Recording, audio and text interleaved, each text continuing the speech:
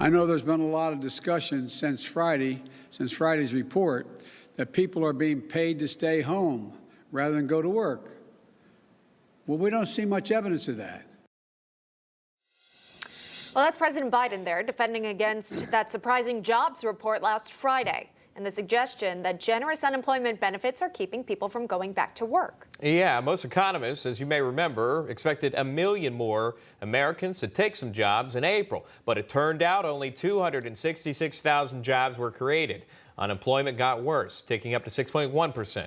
Several economists say Americans won't go back to work until unemployment benefits go back to normal. Seems common sense, but let's ask the panelists. Matt Locke, Kelly Hyman, Doug Flynn, thank you all for being back here. Matt Locke, start with you on this before I get to that. Biden, again, suggesting critics are wrong when they say unemployment benefits are preventing people from taking jobs. Here's that. It's easy to say, the line has been, because of the generous unemployment benefits, that it's a major factor in labor shortages. Americans want to work. And that's the argument. Matt Locke, your thoughts. Well, obviously, they're going to sit at home and collect money if it's more than they're making to go get a job. I'm down here in Fort Worth, and I can tell you practically every business has a help wanted sign in the window. There are jobs out there, but when the government says, hey, look, we'll take care of you, we'll give you an extra $300 on top of what you were making. Now you're averaging $13 to $14 an hour instead of 10 to 12. I saw an article this morning, if you make under $32,000, it behooves you to stay at home. I think Doug said it best. Oh, poor Joe Biden, he's asleep at the wheel. Let's hear from the press secretary. Press Secretary Jen Psaki sort of has a different idea as to why people are not taking jobs right now. Watch this. We actually see the data and our analysis shows that lack of vaccination, the lower rate, which is why I referred to the data and the week that it was taken, it has an impact. Child care has an impact. Schools reopening has an impact.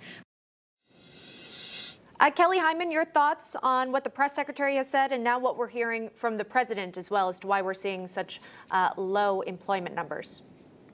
Well, I would agree with the press secretary 100%. There's a lot of different reasons why people don't return back to the workforce. A lot of women, especially, have child care, taking care of their kids and doing that. And so also it's very difficult for them to do that and go back to work as well. But ultimately, we need to give people a workable rate so they can make money. And that's why it's important to increase the minimum wage. Doug Flynn, you can respond to that if you'd like as well. But Sure. Also, is it possible to have, I don't know, multiple reasons why folks aren't going back to work? For women, maybe it's a lot of to do with not being able to send your kids to school, or obviously, you know, the daycare centers closed, whatever. But also the fact that you are being paid, according to that report that Matt pointed out, that if you make less than $32,000 a year, you will make more staying home. Yeah, there are a lot of reasons, but look, the entire jobless rate increase from last month was with people without any college whatsoever. So what does that tell you? That tells you that that's squarely where they can't get the workers. And one of the people in my office was at a hockey tournament in Bridgeport, went to a Five Guys when the game was over at 8:15 p.m. It was closed, fine. They went back the next day for lunch. And on the door is a sign that says, due to staffing issues, we're only open from 2:30 to 8 p.m. So basically, there's one shift at that Five Guys, and that's rampant across the United States because you can't do two shifts and even do the lunch crowd because you can't get people to come in. How much do you have to pay them? You have to pay them way above what they'd be getting by staying home. And there's a lot of anecdotal evidence that, of course, Washington and the people in bureaucracy aren't going to see these things and know where they come from, but it's absolutely true. And once these unemployment benefits stop in September, you'll see the people going back to work, and we'll have a huge increase in employment. And, oh, but it won't be related to anything, of course, that they're saying it's not related to now. Don't worry. Well, yeah, I can sense the sarcasm there. And also there are serious concerns about inflation at the same time. But here's the president talking about how if anyone is offered a job, they must take it. Watch this. Anyone collecting unemployment who is offered a suitable job must take the job or lose their unemployment benefits.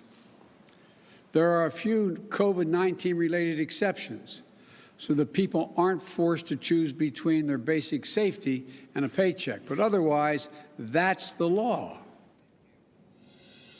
You know, Matlock, what's interesting is I saw this clip on Twitter, and actually voices from the progressive voices, were very upset with this because, again, they took issue with, of course, what is, a livable wage, and they had concerns about that. But also, I'm wondering, Matt, really, who's going to enforce this? Who's going to make sure that if you are offered the job, you would take it? Got about 30 seconds.